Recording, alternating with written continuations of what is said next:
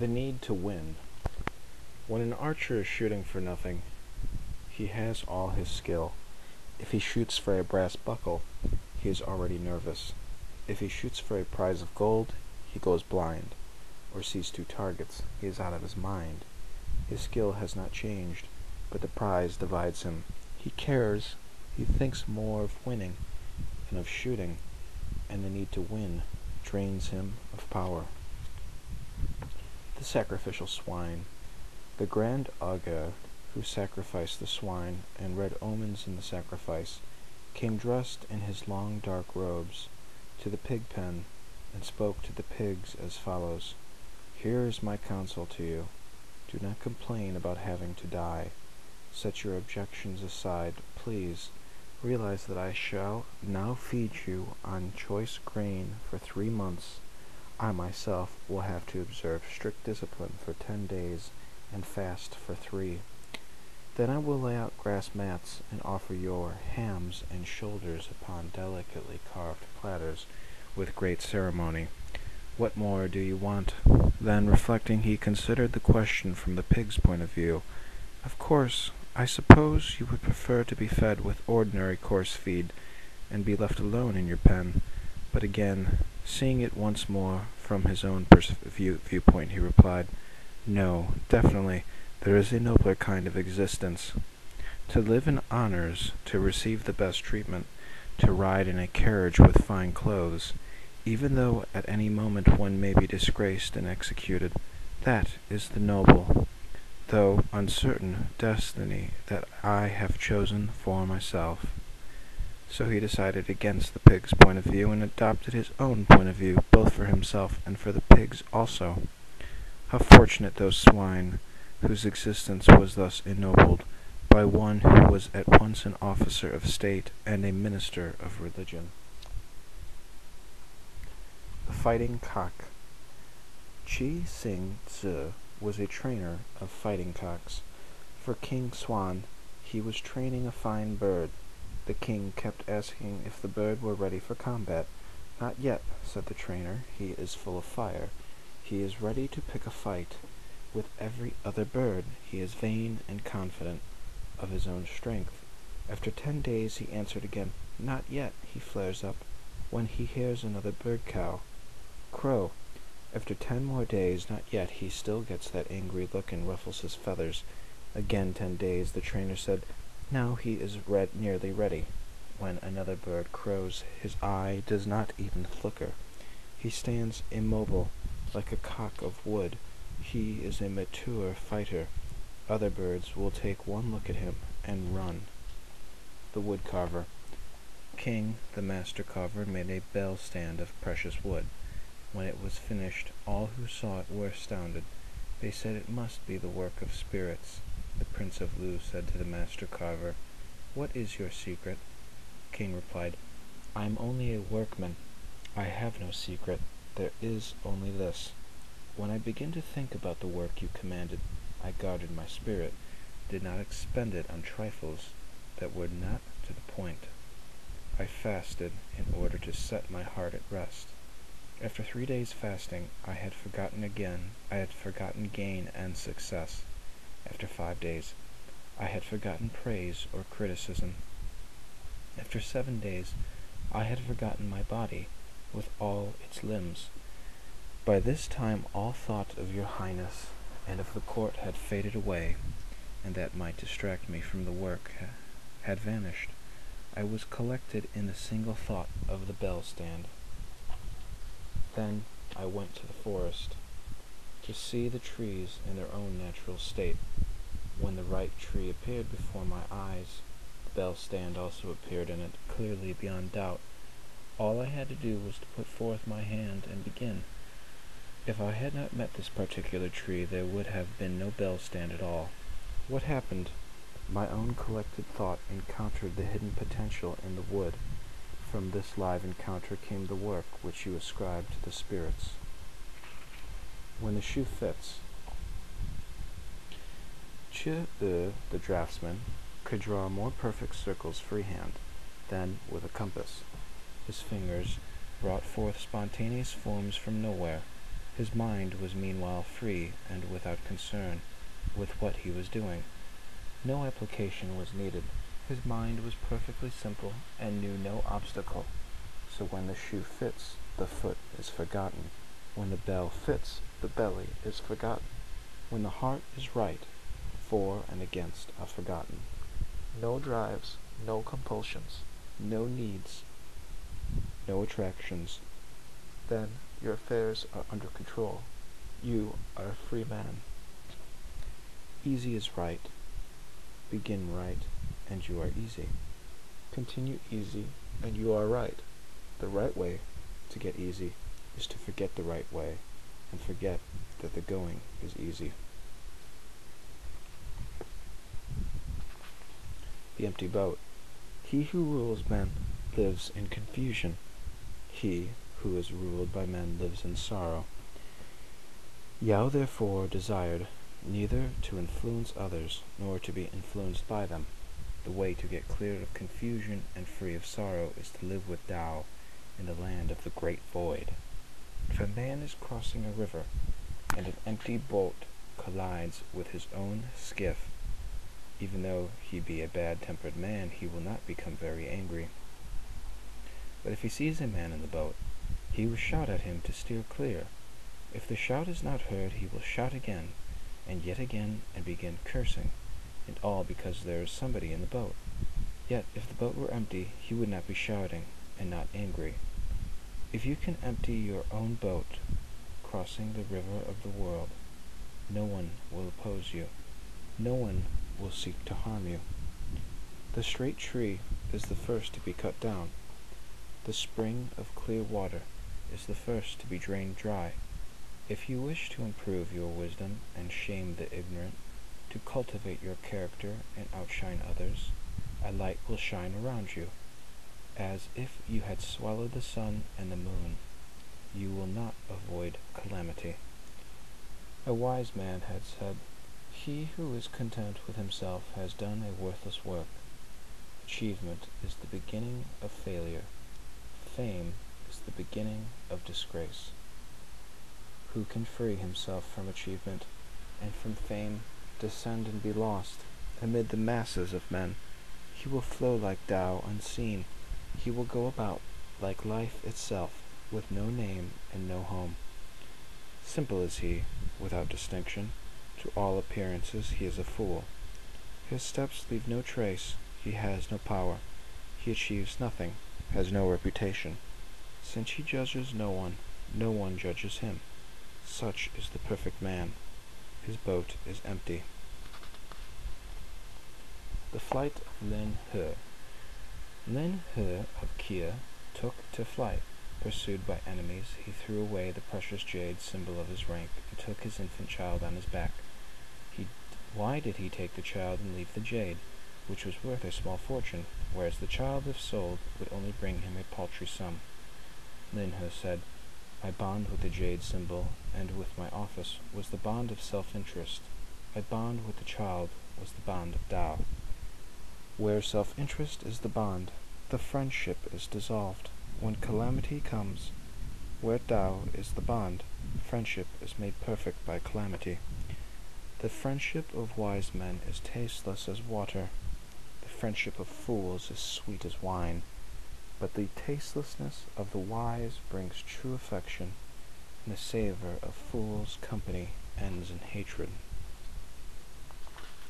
When knowledge went north, knowledge wandered north, looking for Tao over the dark sea, and up the invisible mountain. There on the mountain he met non-doing, the speechless one. He inquired, "Please inform me, sir, by what system of thought and what technique of meditation can I apprehend Tao? By what renunciation or what solitary retirement may I rest in Tao? Where must I start? What road must I follow to reach Tao?" Such were his 3 questions. Non-doing, the speechless one, made no reply. Not only that, he did not even know how to reply. Knowledge swung south to the bright sea and climbed a luminous mountain called Doubt's End. Here he met Act on Impulse, the inspired prophet, and asked the same question. "Ah," cried the inspired one, "I have the answers, and I will reveal them." But just as he was about to tell everything, he forgot all he had in mind. Knowledge got no reply. So Knowledge went at last to the palace of Emperor D, and asked his questions of D. D replied, "To exercise no thought, and follow no way of meditation, is the first step towards understanding Tao. To dwell nowhere and rest in nothing is the first step toward resting in Tao. To start from nowhere and follow no road is the first step toward attaining Tao." Knowledge replied, "You know this, and now I know it, but the other two, they did not know it. What about that? Who was right?" D replied, "Only non-doing, the speechless one, was perfectly right. He did not know. Act on impulse, the inspired prophet only seemed right because he had forgotten. As for us, we come nowhere near being right, since we have the answers. For he who knows does not speak. He who speaks does not know. And the wise man gives instruction without the use of speech." This story got back to Act on Impulse, who agreed with T's way of putting it. It is not reported that non-doing ever heard of the matter or made any comment. The importance of being toothless. Nie Chu, who had no teeth, came to Pai and asked for a lesson on Tao. Maybe he could bite on that. So Pai began, "First gain control of the body and all its organs. Then control the mind. Attain one-pointedness. Then the harmony of heaven will come down and dwell in you. You will be radiant with life. You will rest in Tao. You will have the simple look of a newborn calf. Oh, lucky you! You will not even know the cause of your state." But long before Pai had reached this point in his sermon, the toothless one had fallen asleep. His mind just could not bite on the meat of doctrine. But P was satisfied. He wandered away singing, "His body is dry, like an old leg bone. His mind is dead, as dead ashes. His knowledge is solid, his wisdom true. In deep dark night he wanders free, without aim and without design. Who can compare with this toothless man?" "Where is Tao?" Master Tung Kwao asked Chuang. "Show me where the Tao is found." Schwangza replied, "There is somewhere, there is nowhere. It is not to be found." Former insisted, "Show me at least some definite place where Tao is found." "It is in the ant," said Chuang. "It is in some lesser being. It is in the weeds. Can you go further down the scale of things? It is in this piece of tile. Further, it is in this turd."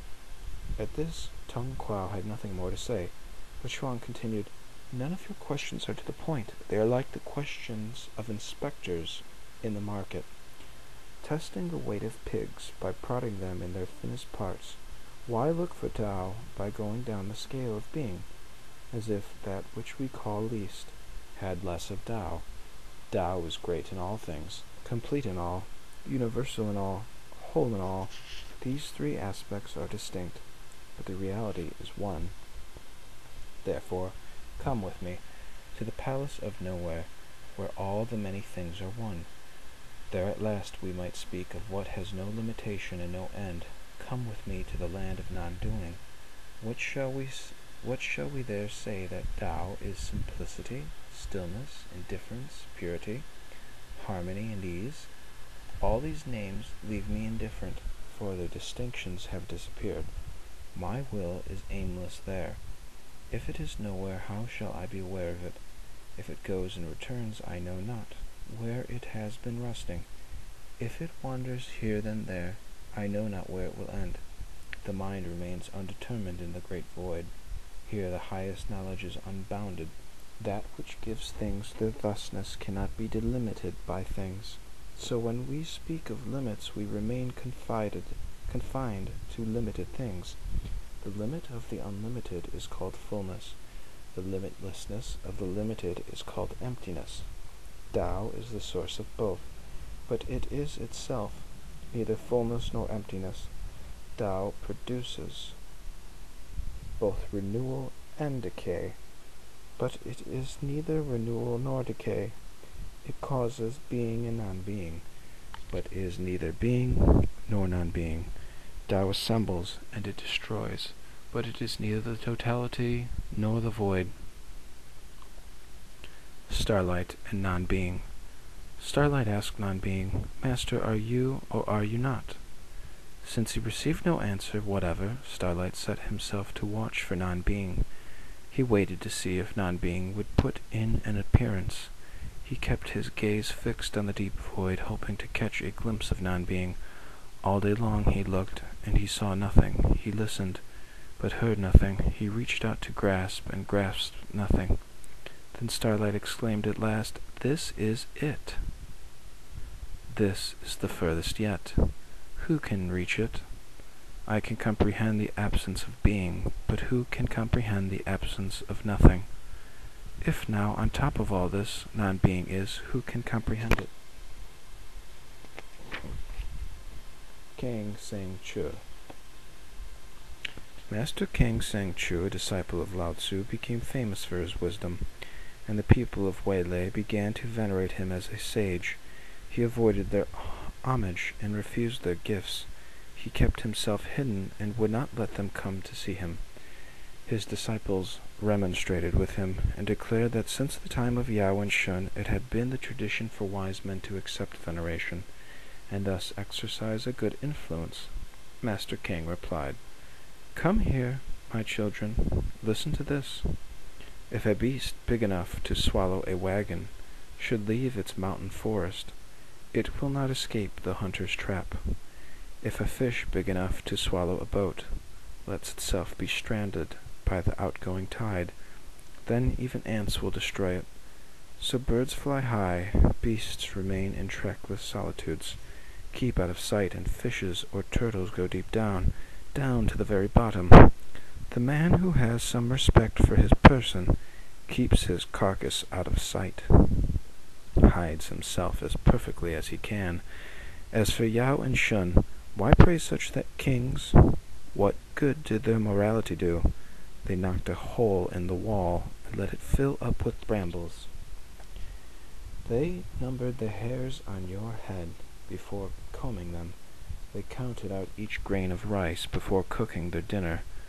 What good did they do to the world with their scrupulous distinctions? If the virtuous are honored, the world will be filled with envy. If the smart man is rewarded, the world will be filled with thieves. You cannot make men good or honest by praising virtue and knowledge. Since the days of pious Yao and virtuous Shun, everybody has been trying to get rich. A son will kill his father for money. A minister will murder his sovereign to satisfy his ambition. In broad daylight they rob each other. At midnight they break down walls. The root of all this was planted in the time of Yao and Shun. The branches will grow for 1,000 ages, and 1,000 ages from now men will be eating one another raw. King's disciple. A disciple complained to King, "The eyes of all men seem to be alike. I detect no difference in them. Yet some men are blind. Their eyes do not see. The ears of all men seem to be alike. I detect no difference in them. Yet some men are deaf. Their ears do not hear. The minds of all men have the same nature. I detect no difference between them. But the mad cannot make another man's mind their own. Here am I, apparently like the other disciples, but there is a difference. They get your meaning and put it in practice. I cannot. You tell me, hold your being secure and quiet. Keep your life collected in its own center. Do not allow your thoughts to be disturbed."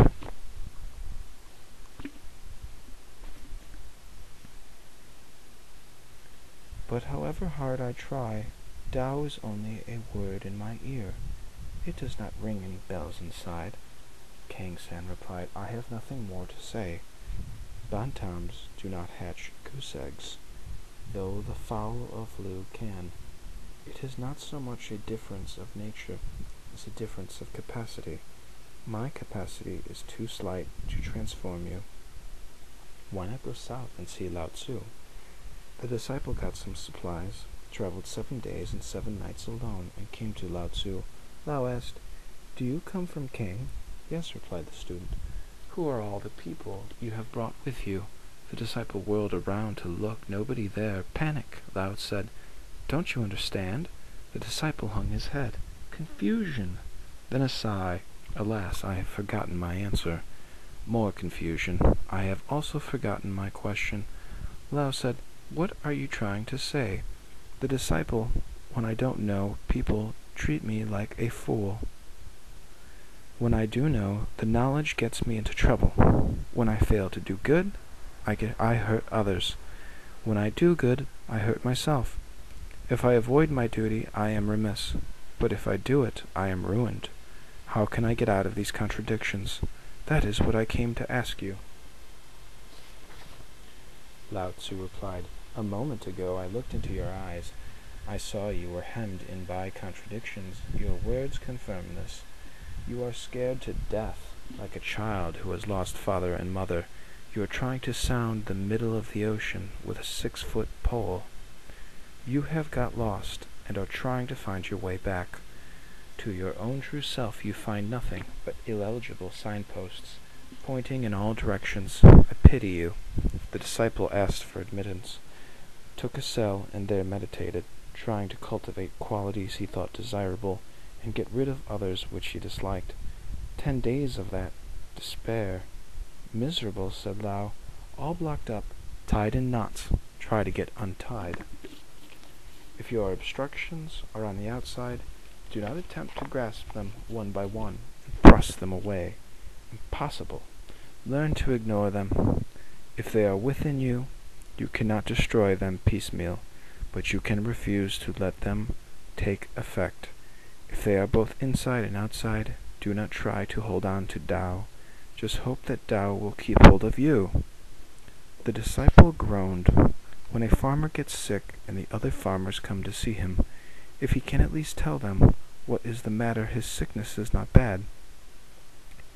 But as for me in my search of Tao, I am like a sick man who takes medicine that makes him 10 times worse. Just tell me the first elements, I will be satisfied. Lao Tzu replied, "Can you embrace the one and not lose it? Can you foretell good things and bad without the tortoise shell or the straws? Can you rest where there is rest? Do you know when to stop? Can you mind your own business without cares, without desiring reports of how others are progressing? Can you stand on your own feet? Can you duck? Can you be like an infant that cries all day without getting a sore throat, or clenches his fist all day without getting a sore hand, or gazes all day without eye strain? You want the first elements? The infant has them. Free from care, unaware of self, he acts without reflection, stays where he is put, does not know why, does not figure things out, just goes along with them, in part of the current. These are the first elements." The disciple asked, "Is this perfection?" Lao replied, "Not at all. It is only the beginning. This melts the ice.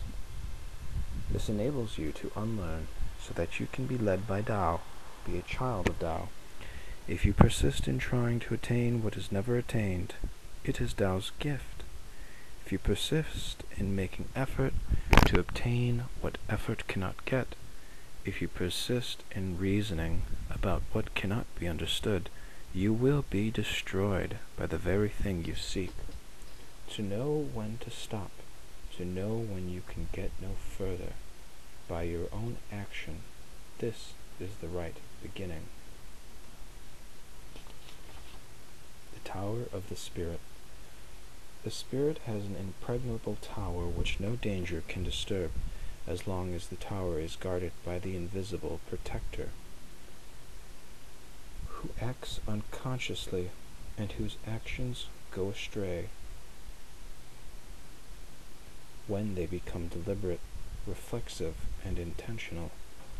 The unconsciousness and entire sincerity of Tao are distorted by any effort at self-conscious determination. All such determinations are lies. When one displays himself in this ambiguous way, the world outside storms in and imprisons him. He is no longer protected by the sincerity of Tao. Each new act is a new failure. If his acts are done in public, in broad daylight, he will be punished by men.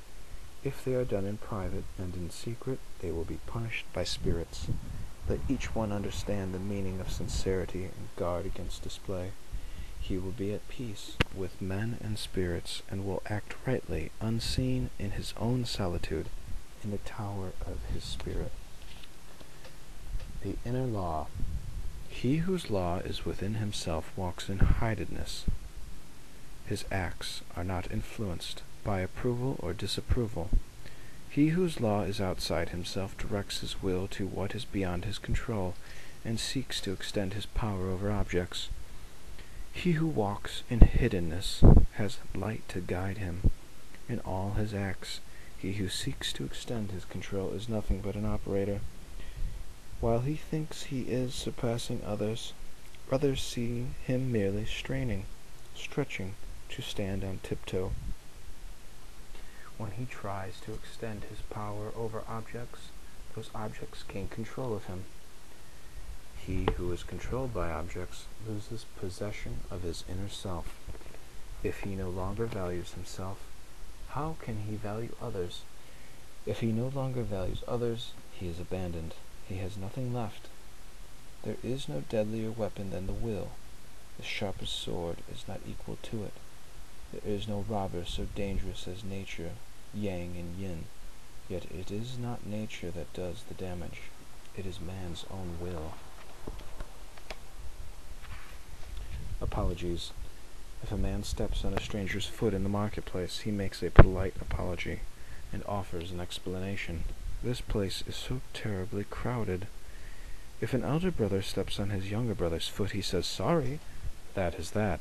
If a parent treads on his child's foot, nothing is said at all. The greatest politeness is free of all formality. Perfect conduct is free of concern. Perfect wisdom is unplanned. Perfect love is without demonstrations. Perfect sincerity offers no guarantee. Advising the prince. The recluse Su Su Kwe had come to see Prince Wu. The prince was glad. "I have desired," he said, "to see you for a long time. Tell me if I am doing right. I want to love my people, and by the exercise of justice put an end to war." "Is this enough?" "By no means," said the recluse. "Your love for your people puts them in mortal danger. Your exercise of justice is the root of war after war. Your grand intentions will end in disaster. If you set out to accomplish something great, you only deceive yourself. Your love and justice are fraudulent. They are mere pretexts for self-assertion, for aggression. One action will bring on another, and in the chain of events your hidden intentions will be made plain. You claim to practice justice. Should you seem so to succeed, success itself will bring more conflict. Why all these guards standing at attention, at the palace gate, around the temple altar, everywhere? You are at war with yourself. You do not believe in justice, only in power and success. If you overcome an enemy and annex his country, you will be even less at peace with yourself than you are now. Nor will your passions let you sit still. You will fight again and again for the sake of a more perfect exercise of justice. Abandon your plan to be a loving and equitable ruler. Try to respond to the demands of inner truth. Stop vexing yourself and your people with these obsessions. Your people will breathe easily at last. They will live, and war will end by itself. Active life. If an expert does not have some problem to vex him, he is unhappy. If a philosopher's teaching is never attacked, he pines away. If critics have no one on whom to exercise their spite, they are unhappy. All such men are prisoners in the world of objects. He who wants followers seeks political power. He who wants reputation holds an office. The strong man looks for weights to lift. The brave man looks for an emergency in which he can show bravery. The swordsman wants a battle in which he can swing his sword. Men past their prime prefer a dignified retirement in which they may seem profound. Men experienced in law seek difficult cases to extend the application of laws.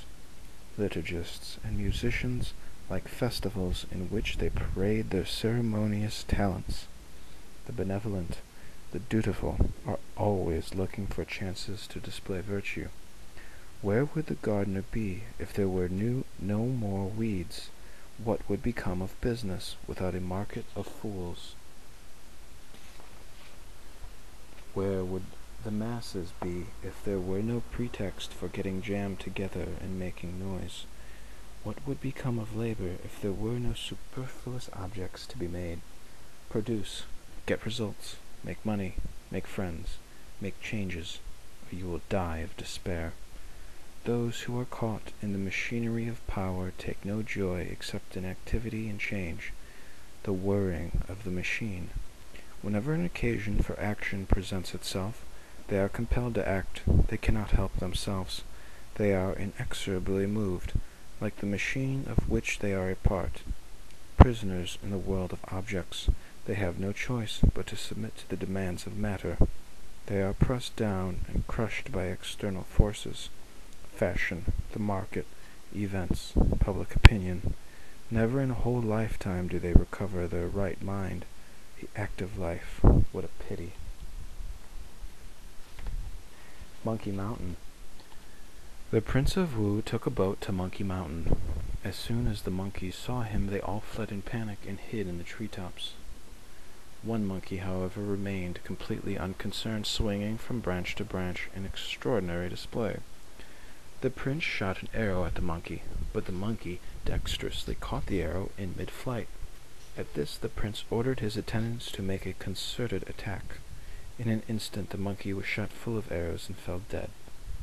Then the king turned to his companion Yen Pu. "You see what happened," he said. "This animal advertised his cleverness.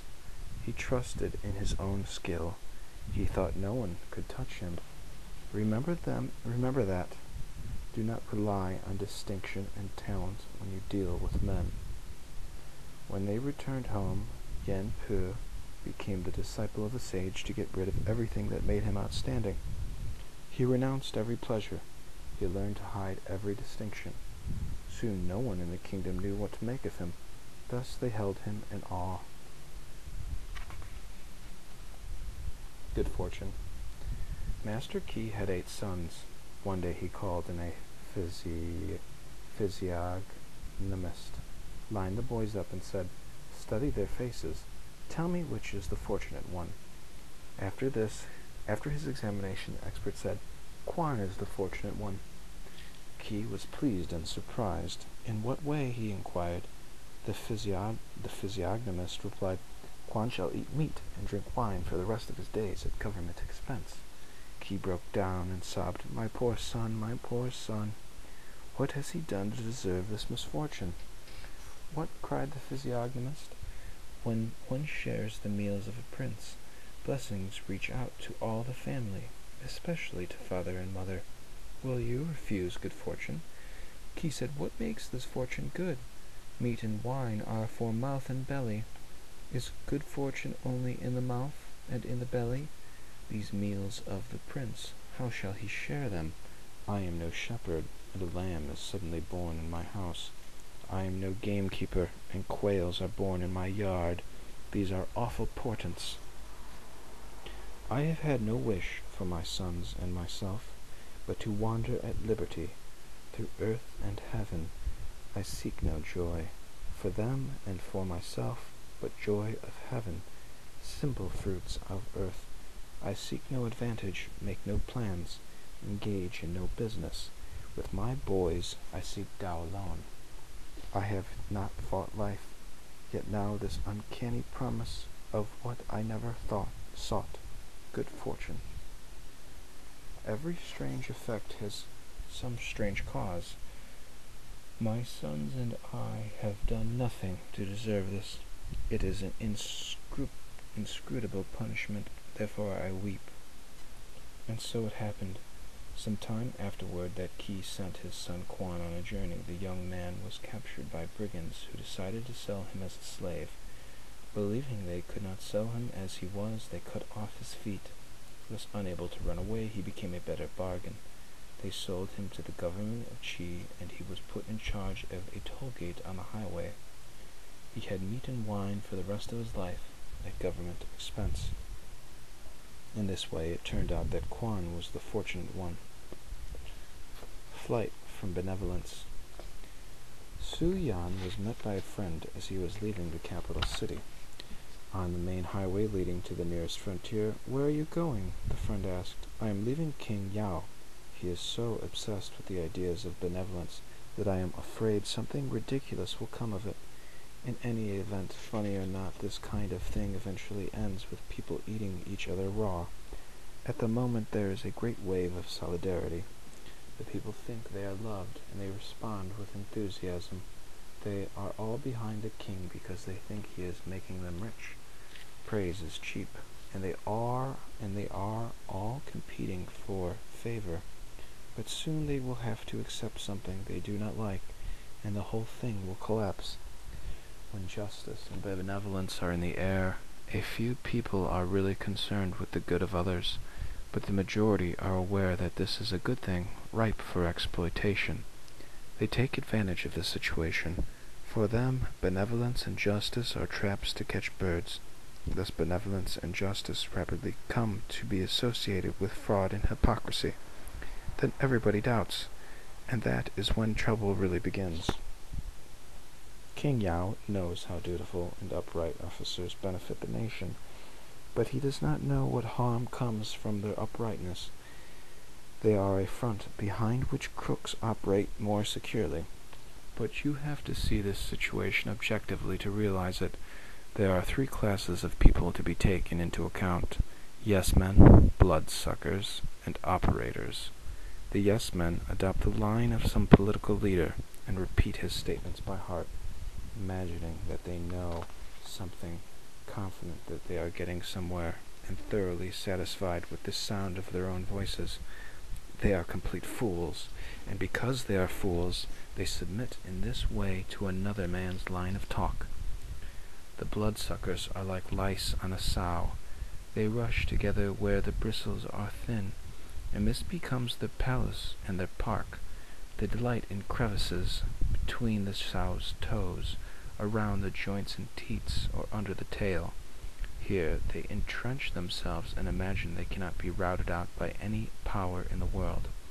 But they do not realize that one morning the butcher will come with knife and swinging scythe. He will collect dry straw and set it alight to singe away the bristles and burn out all the lice. Such parasites appear when the sow appears and vanishes when the sow is slaughtered. Operators are men like Shun. Mutton is not attracted to ants, but ants are attracted to mutton.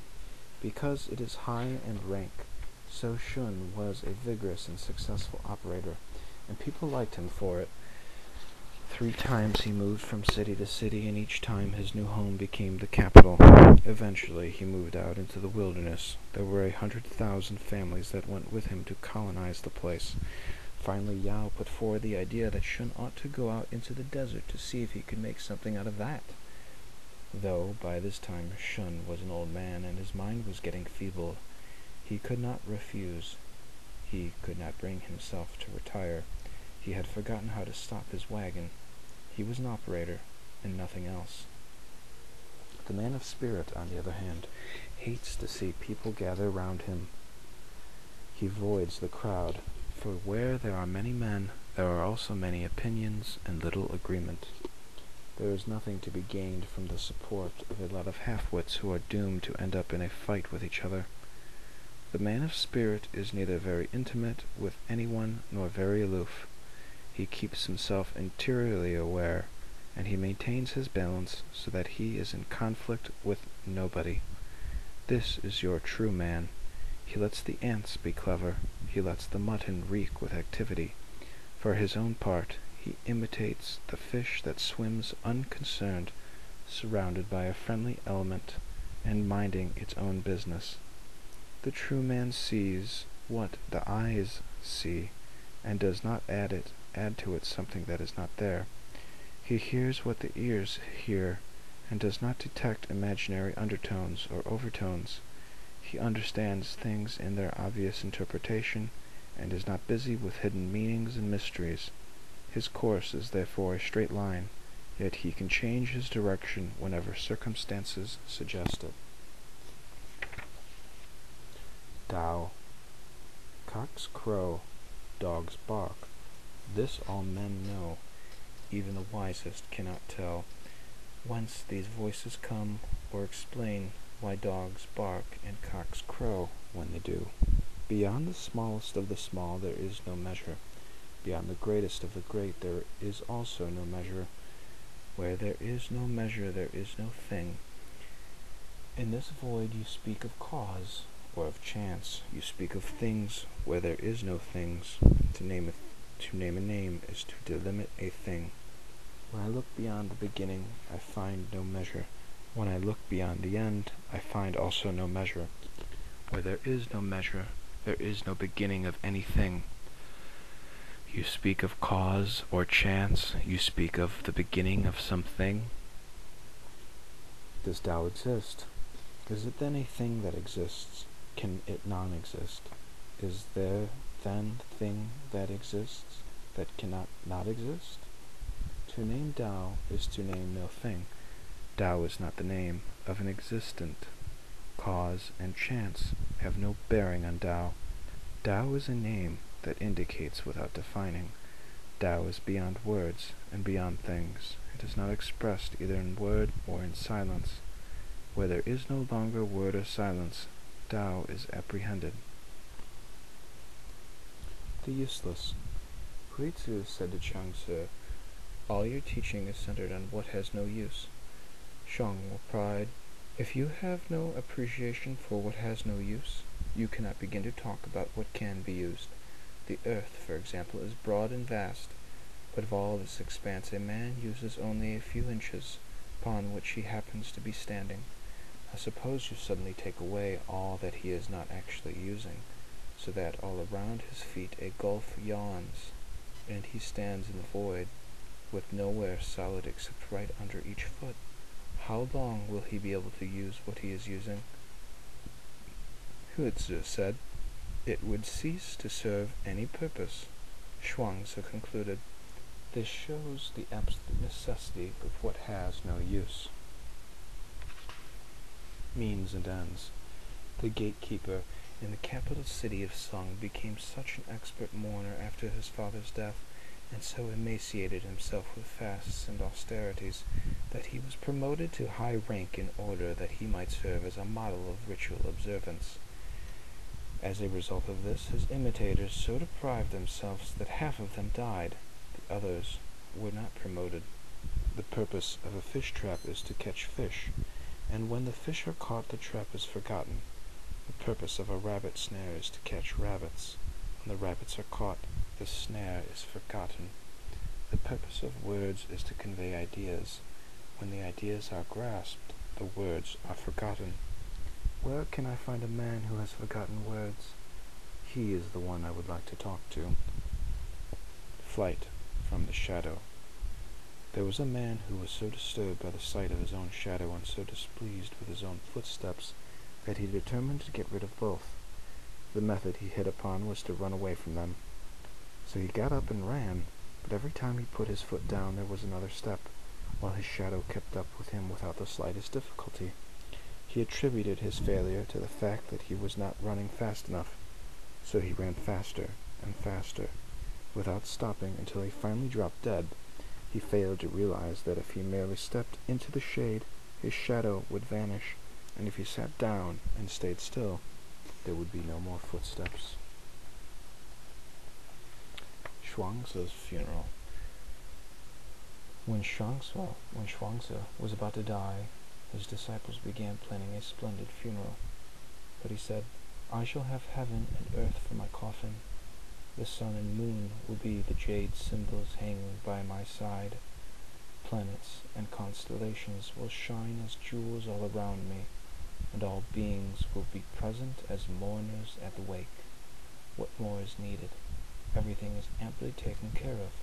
But they said, "We fear that crows and kites will eat our master." "Well," said Schwangza, "above ground I shall be eaten by crows and kites, below it by ants and worms. In either case I shall be eaten. Why are you so partial to birds?" Glossary. Qi, one of the four basic virtues of Zhu. Qi is wisdom. Zhu, the ethical and scholarly philosophy of the Confucians. Zhen, one of the four basic virtues of Confucian ethics. Zhen is the compassion that enables one to identify with the joys and troubles of others. Li, another of the four basic virtues of Zhu. Li is the correct understanding and practice of rites and ceremonies. Dao, the way, the absolute, the ultimate principle. Tian, heaven. Wu Wei, non-action, non-volitional living, obeying the Tao. Yi, one of the four basic virtues of Zhu. Yi is the sense of justice, responsibility, duty, and obligation to others. Yin Ning, tranquility in the action of non-action, a concept of Chuang Tzu, Schwangza. Zen or Qian, a school of Mahayana Buddhism practicing direct intuition of the ground of being. The following translations and studies have been used in arriving at the readings presented in this volume and in writing the essay of Schwangza. Giles Herbert, Schwangza, mystic, moralist, and social reformer, translated from the Chinese, Shanghai, 1926. Confucianism and its Rivals, London, 1915. Hughes E.R., Chinese Philosophy in Classical Times, London, 1954. Legge, James, The Texts of Taoism, translations with an introduction by D.T. Suzuki, New York, 1959. Z. Mai, The Tao of Painting, 2 volumes, New York, 1956. Vega Leon, S.J. Les Pierres du Système Taoiste, Paris, 1950. Wilhelm Richard, Zhuangzi, Das Wackerbuch vom Süllichen, Blutenlad, Düsseldorf, Kohler, 1951. Wu John C.H., The Wisdom of Schwangza, A New Appraisal. In International Philosophical Quarterly, Volume 3, Number 1, February 1963. Yu Lan Feng, The Spirit of Chinese Philosophy, Boston, 1962. Yu Tang Lin, The Wisdom of India and China, New York, 1942.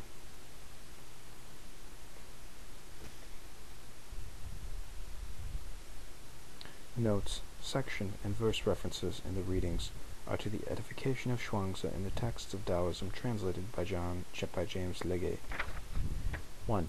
From the amplifications of the Yi Ching, quoted by Feng Yu Lang, The Spirit of Chinese Philosophy, page 89. Mai Zai, The Tao of Painting.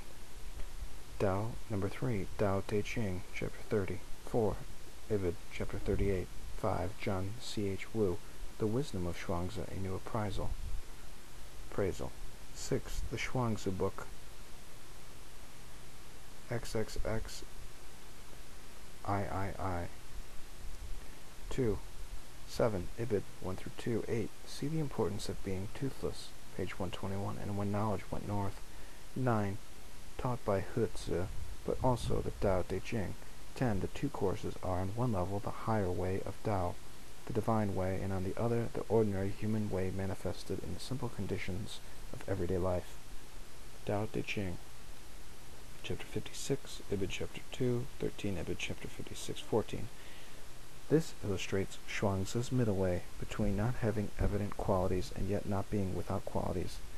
The point is to have them as not having them, to excel with an excellence that is not one's own, but that which belongs to Tao. Thus, one is not admired or even strictly recognized, and yet one is an obscure force in society nonetheless.